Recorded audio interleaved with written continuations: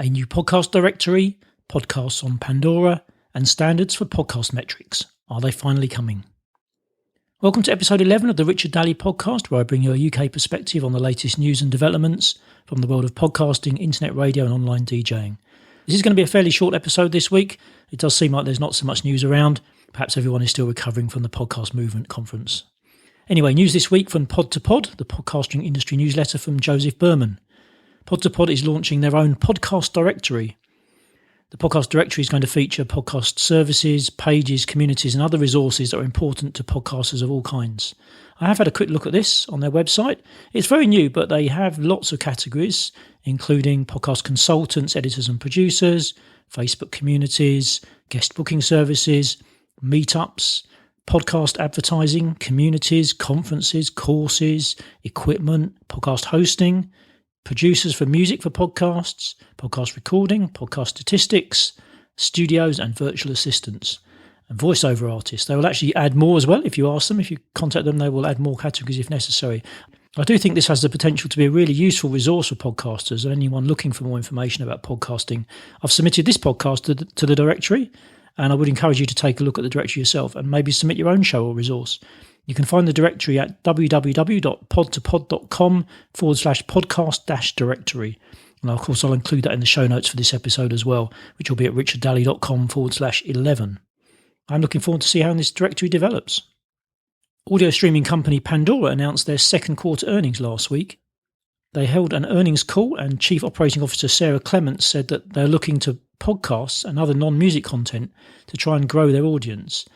And Pandora are looking to increase their listening hours without the expense that comes from music licensing. Now, Pandora already streams This American Life and Serial, and Clements said on the call that they've streamed a total of 20 million episodes of these shows alone.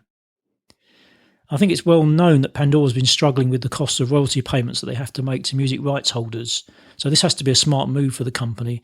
I do wonder how much they're charging NPR for the rights to This American Life and Serial, though. That would be interesting to know, wouldn't it?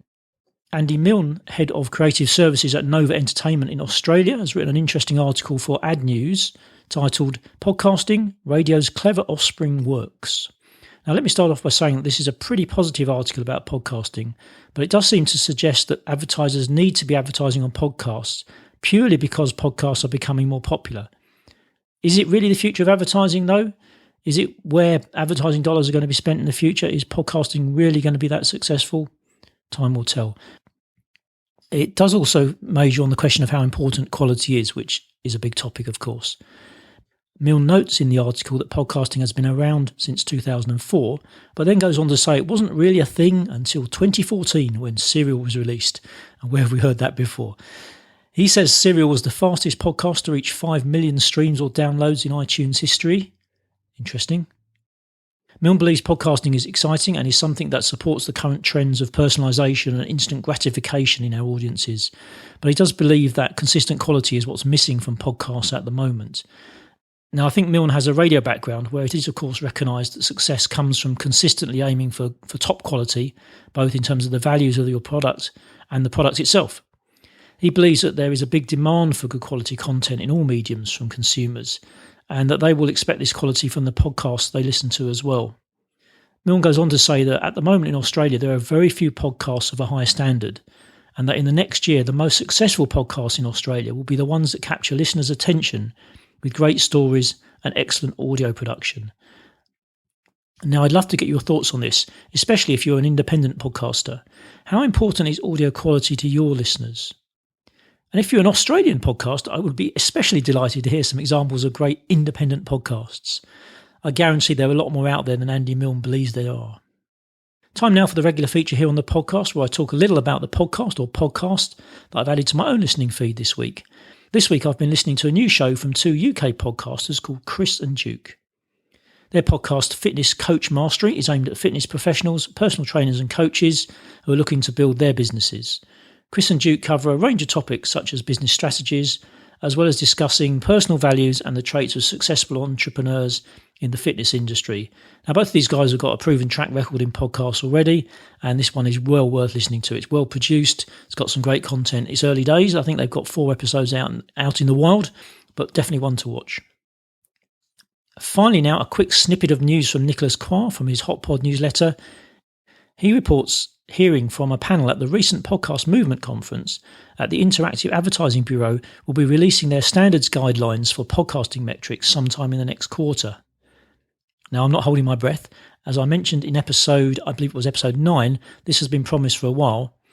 It's something that the bigger podcast production companies and networks really want. But independent podcasters? Well, I guess not so much.